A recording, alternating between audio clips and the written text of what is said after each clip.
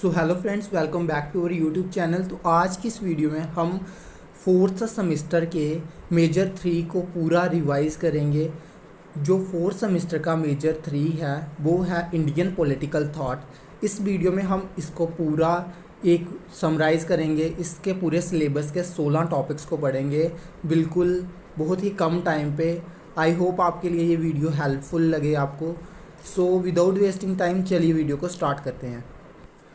तो हम अगर एवोल्यूशन की बात करें इंडियन पॉलिटिकल थॉट की, जो हमारा 1.1 टॉपिक है, तो हम उसमें देखते हैं कि हमें बताना है कि इंडियन पॉलिटिकल थॉट का एवोल्यूशन कैसे हुआ। तो फर्स्टली हमें इंडियन पॉलिटिकल थॉट का एवोल्यूशन होने का कारण पता होना चाहिए कि क्यों इंडियन पॉलिटिकल थॉट का एवोल्यूशन हुआ। तो इसका मेन रीज़न आपको अगर बताना हो तो इसका रीज़न है स्टेट ऑफ नेचर। क्या था उस टाइम पर? स्टेट ऑफ नेचर था। It means that the existence of people without an overseeing authority.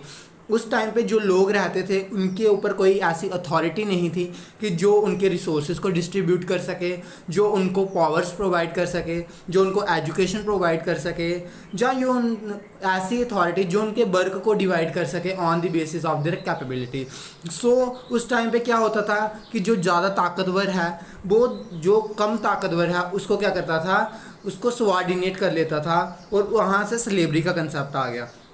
तो उस टाइम पे क्या था, मत्स्य न्याय हुआ करता था कि जो भी स्ट्रॉन्गर पीपल है वो जो वीकर पीपल है सेक्शन ऑफ सोसाइटी का उसको क्या करता था, दबाता था, जहाँ तो उसको बिल्कुल ही ख़त्म कर देता था। ये था मेन रीज़न कि इंडियन पॉलिटिकल थॉट का एमर्जेंस हुआ। तो पहले इंडियन पॉलिटिकल थॉट का एमर्जेंस हम देखें तो कहाँ पे हमें दिखता है? वेदास में दिखता है, हमें पुराणास में मिलता है, जहाँ तो हमें ब्रह्मणास में मिलता है। तो जो ये थे टेक्स्ट, इनमें क्या किया गया था कि जो किंगशिप है, गवर्नेंस है, या रोल ऑफ प्रीस्ट या असेंबली का, उसमें डिफाइन किया गया था कि क्या रोल रहेगा, क्या करना है इन्होंने। तो एक तरीके से ये क्या था कि एवोल्यूशन हो रहा है किसका? इंडियन पॉलिटिकल थॉट का। लेटर क्या होता है, यहाँ पर धर्मशास्त्र आ जाते हैं, यहाँ पर अर्थशास्त्र बहुत ज़्यादा वेरी इंपॉर्टेंट रोल प्ले करते हैं for law, economy and governance के लिए अपने अपने डिफरेंट पर्सपेक्टिव देते हैं। तो आपको ज़्यादा कुछ नहीं लिखना है, यही आपको बताना है कैसे इंडियन पॉलिटिकल थॉट का एवोल्यूशन हुआ और क्या क्या कारण थे कि इंडियन पॉलिटिकल थॉट का एवोल्यूशन हुआ। अब हम हमारे 1.2 टॉपिक पे जाएंगे, जो है the cosmic view of Manu. ठीक है, तो जो मनु था उसको फर्स्ट पर्सन ऑन लैंड भी बोला जाता है, कि ऐसा पर्सन जो पहली बार इस धरती पर आया था। तो हम उसके थॉट को जानेंगे, उसने क्या व्यू रखा था इसके लिए। तो धर्मा है जो, वो क्या है? धरी शब्द से आया है। धरी शब्द का मतलब होता है होल्ड करना, यूनाइट करके रखना। तो उसने एक बुक लिखी थी मनु ने, जो वेरी इंपॉर्टेंट बुक है, वो है मनु स्मृति। ये किसका पार्ट है? ये धर्मशास्त्र का एक पार्ट है मनु स्मृति। 1794 में जो सर विलियम जॉन्स थे उन्होंने इसको ट्रांसलेट किया था, इंग्लिश में ट्रांसलेट किया था। तो सोच सकते हो आप कितनी ही इम्पोर्टेंट बुक होगी। तो जो मनु स्मृति है उसमें 12 चैप्टर्स हैं, और जो मनु है वो क्या है? ऑथर ऑफ मनु स्मृति है, जिसको हम द फर्स्ट टीचर भी मानते हैं, फर्स्ट किंग भी मानते हैं, और द फर्स्ट लॉ गिवर, जिसने लॉ को एक्सप्लेन किया था पहली बार। जो 7th चैप्टर है मनु स्मृति का, उसके अंदर राज्य धर्मा की बात की गई है और स्टेट क्राफ्ट की बात की है। Manu was an ardent supporter of the divine right theory of the origin of state. तो मनु क्या है? आर्डेंट सपोर्टर है डिवाइन राइट थ्योरी का, जो बताती है origin of the state.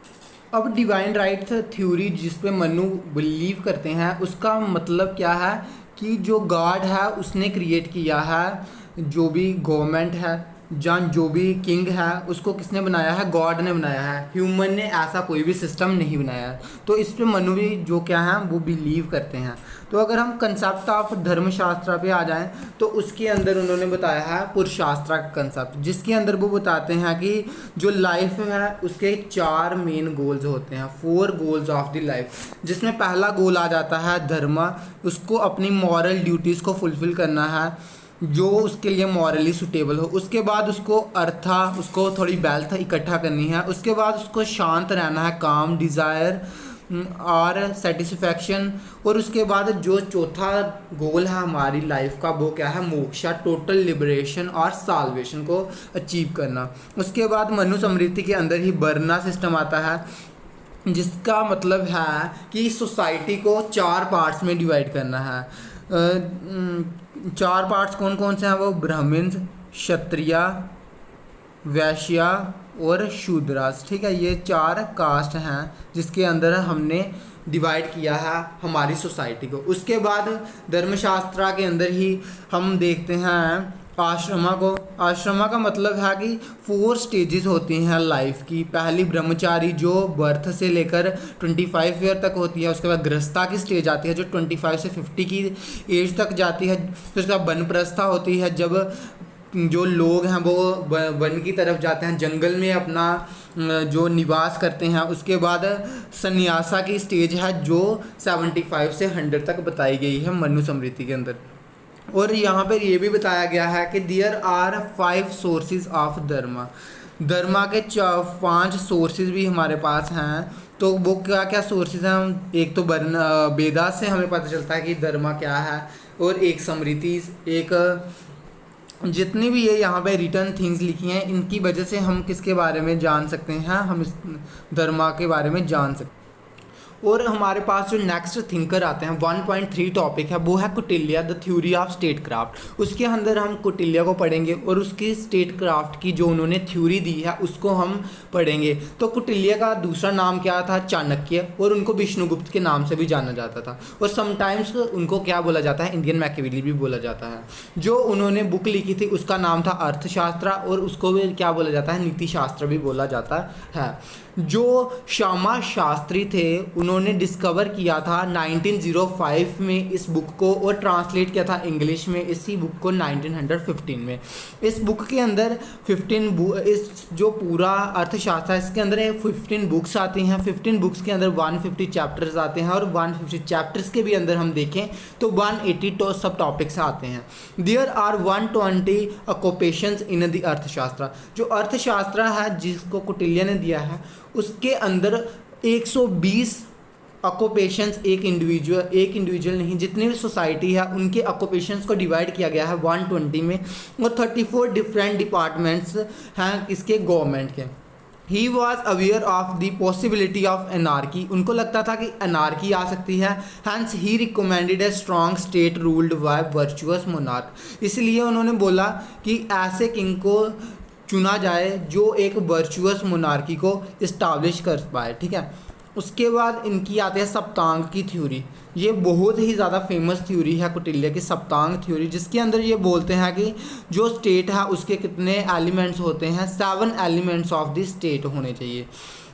Theory of state, पहले तो इन्होंने बोला वहाँ पे स्वामी होना चाहिए, अमात्यास होने चाहिए, जनपद होना चाहिए, दुर्ग होना चाहिए, उसके बाद कोश, उसके बाद डंडा और उसके बाद मित्रा। ये 7 इंपॉर्टेंट एलिमेंट्स हैं स्टेट के। ठीक है, तो इनके ऊपर इन्होंने जोर दिया था अपने टाइम पे। उस टाइम पे जो भी नेचर था स्टेट का तो उसको देखते उन्होंने ये बताया था हमें। उसके बाद ये अपनी मंडल थ्योरी देते हैं जिसके अंदर बोलते हैं कि ये 12 तरीके के किंग होते हैं और 72 तरीके के प्राकृतिस होती हैं। उसके बाद कौटिल्य अपनी शतगुण पॉलिसी देते हैं, शतगुण नीति, जिसके अंदर ये 6 फोल्ड पॉलिसी के बारे में बताते हैं, जिसमें पहला है संधि। अगर आपको लगता है कि जो आपका एनिमी है वो आपसे स्ट्रांग है तो आप उसके साथ संधि कर लो, उसके साथ लड़ाई जहाँ वार में इंगेज मत हो। इससे क्या होगा, आपको भी नुकसान होगा और आपको कोई फ़ायदा भी नहीं होने वाला, आप उससे जीत भी नहीं पाओगे, यू कैन नॉट विन। सो इसलिए वो बोलते हैं कि आप क्या कर लो, संधि कर लो। दूसरे में वो बोलता है विग्रह। अगर आपको लगता है कि आप अपने जो आपका साथी है, जो आपका नेबर है, आप उससे ज़्यादा स्ट्रांग हो गए हो तो आप क्या करो, उस संधि को ब्रेक कर दो। ब्रेक संधि व्हेन यू बिकम स्ट्रांग। जब आपको लगता है कि आप स्ट्रांग हो तो आप संधि को ब्रेक कर सकते हो। उसके बाद बोलते हैं आसना कर लो। आप क्या करो, अपने जो बॉर्डर एरिया